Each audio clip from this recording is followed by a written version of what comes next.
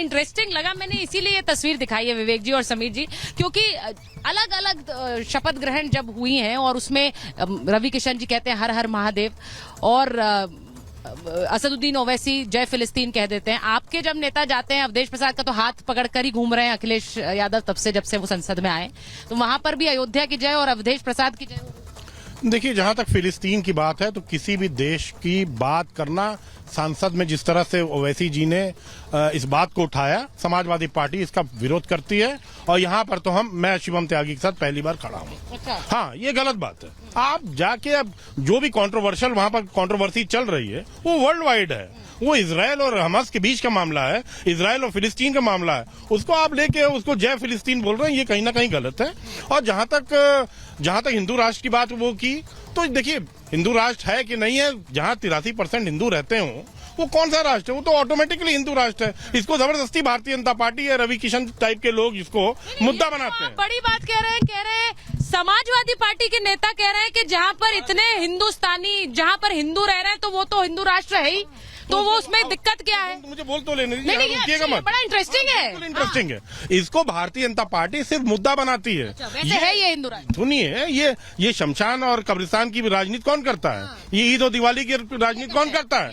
यही वजह है कि पूर्वांचल में जहाँ से योगी जी और मोदी जी आते हैं वहाँ से पूरा सुपरासा भारतीय जनता पार्टी को होगा। सिर्फ इस ये तो पहली बार है, वो मान रहे हैं, वो मान सोच रहे थे। भारतीय राजनीति में बहुत अच्छी शुरुआत है कि समाजवादी पार्टी ने यह स्वीकार कर लिया है कि हिंदू राष्ट्र है। मुझे लग रहा है कि कांग्रेस को ये अब समाजवादी पार्टी से सीखना चाहिए, जो उत्तर प्रदेश में समाजवादी पार्टी की सहयोगी है, कि अब राहुल गांधी भी विपक्षी नेता के रूप में स्वीकार करे कि हिंदू राष्ट्र है और वो भी इस बात को माने। दूसरी बात में ओवैसी की बात घुमा नहीं रहे। मैं तो ये बड़ा इंटरेस्टिंग मुझे लगा कि आपने कहा कि भाई हिंदू है तो हिंदू राष्ट्र है। ये मैंने कभी किसी समाजवादी पार्टी तो दूर है, किसी विपक्ष के नेता को ये बोलते नहीं देखा है। तो ये तो इस बात पर शिवम त्यागी से आप हाथ मिला लीजिए। पहली बात तो बड़ा अच्छा लगा है कि कोई एक मुद्दा तो है जिस पर आप हाथ साथ मिला रहे नहीं, मैं हाथ नहीं गले में मिल सकता हूँ। हाँ। मेरी बात सुनिए, जहाँ पर 83% हिंदू रहते हैं वहाँ पर अब हिंदू राष्ट्र का मुद्दा उठा के इसको राजनीतिकरण मत करिए। हिंदू मुसलमान मत करिए देश में। अब देश की जनता हिंदू मुसलमान की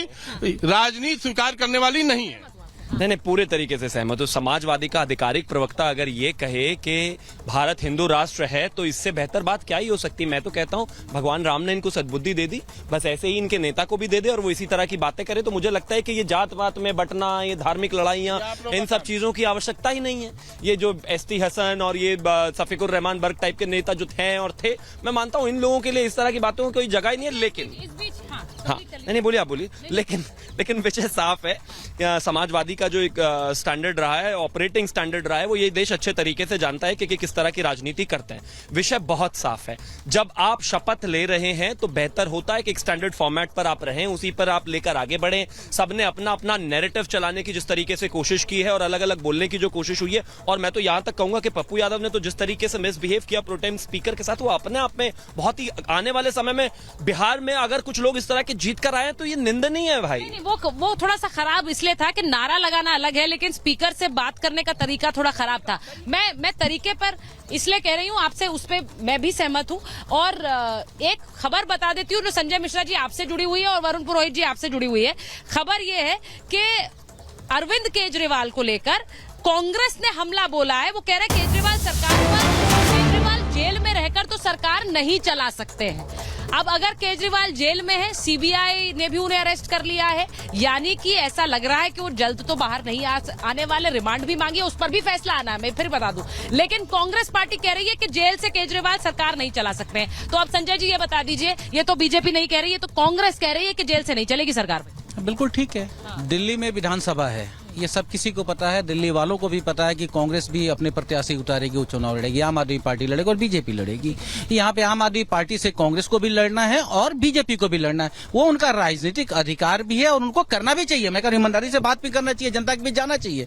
लेकिन इसका मतलब ये नहीं, देखिए लोकसभा में तो हम इसलिए मिले थे कि हमें लोकतंत्र बचाना था और हमने बचा के दिखा दिया। अब नहीं बचाना, बात को समझा हम, इसीलिए अब नहीं बचाना, इसीलिए नहीं, दिल्ली में लोकतंत्र खत्म नहीं हो रहा, सरकार अच्छी है, लोकतांत्रिक सरकार है। क्योंकि सारे आपके कोई सांसद नहीं आए इसलिए लोकतंत्र बचा। लेकिन नरेंद्र मोदी की सरकार जो तानाशाही में लगी हुई थी, सांसद एक भी नहीं आया कांग्रेस और आम आदमी पार्टी का। तानाशाही को रोकने में हम कामयाब हो गए।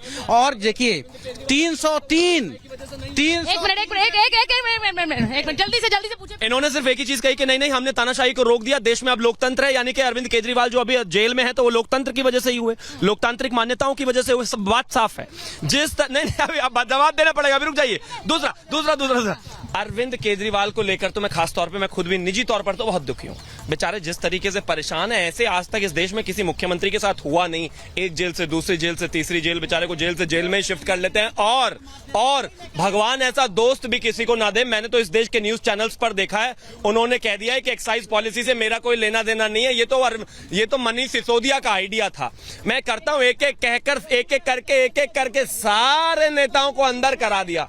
अच्छा, अब देश में लोकतंत्र है ना, क्योंकि अभी तो आपने लोकतंत्र की रक्षा कर दी। जवाब दे दीजिए प्लीज। एक मिनट मैं पहले वरुण जी के पास जाऊंगी। वरुण जी बताइए, आपने एक तरह से किनारा कर लिया है, धोखा दे दिया है, या फिर ये मान लिया है कि इनके साथ कुछ नहीं होने वाला, हमें तो सारी सीटें हरा दी दिल्ली में, कोई मिला नहीं, तो अब अलग ही चलेंगे?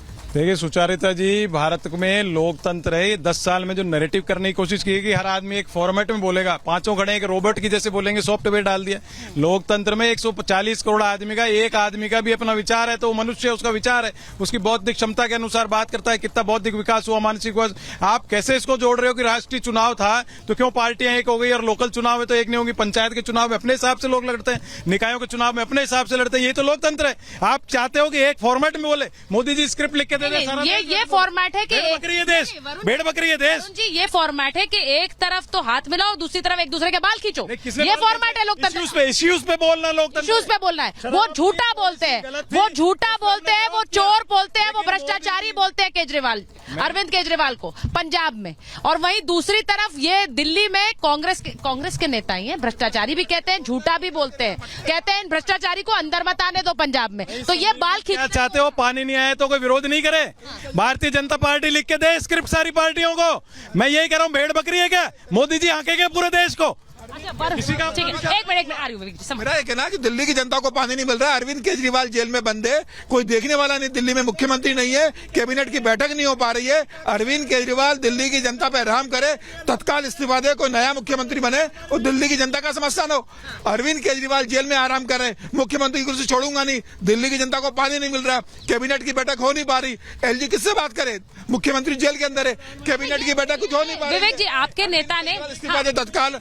विवेक जी, आपके नेता ने ये बात आज कही। एक मिनट वरुण जी, आज अब जब आप जयपुर से बैठते हैं तो इतने शांत रहते हैं, यहाँ पर आते हैं एकदम से इतने उग्र हो गए आप। एक सेकंड, क्या आते हैं यहाँ पर? नहीं, एक सेकंड, नहीं, भले मानस है वो। अब मैं एक बार विवेक जी से पूछूं, आपके नेता ने खुलकर समर्थन किया आज अरविंद केजरीवाल का। उन्होंने कहा कि भाई उन्हें फंसाया जा रहा है। अब सीधी सी बात है, उनको फंसाया जा रहा है, आपकी बात मान ली, अगर ये मान भी लूं तो दिल्ली की जनता भी तो परेशान है, तो उनकी खातिर क्या ये आरोप लगाना? ये तो कांग्रेस पार्टी, आपके ही सहयोगी कह रहे हैं कि मुख्यमंत्री बदलना चाहिए, भाई किसी और को बिठाओ।